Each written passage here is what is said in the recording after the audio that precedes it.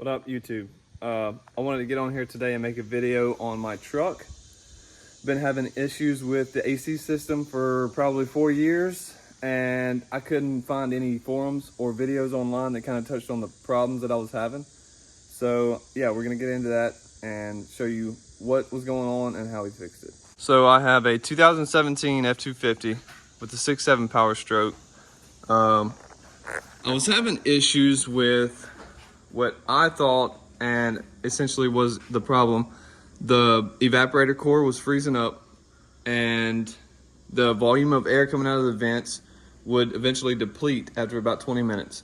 You have to turn the compressor off, let everything thaw out, and then you could turn it back on and kind of restart the process. But it's very aggravating, middle of the summer, having to deal with that, and it's hot. So I had dumped tons of money into, I say tons, not too much because I've done a lot of work by myself, but I've had parts fail for the AC system, which makes sense because everything's been under all kind of pressure and been overworked. But I just got done doing the second compressor on this truck.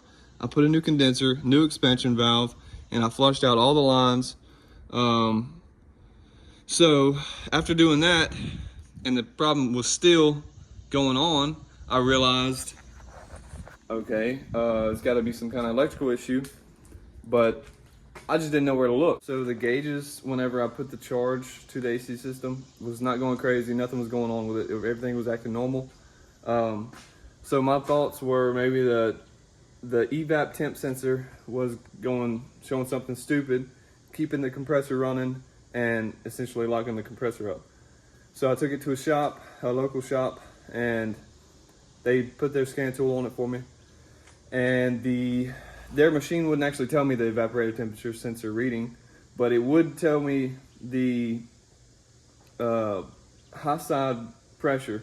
And the high side was going from 250 to 125. It was jumping rapidly back and forth.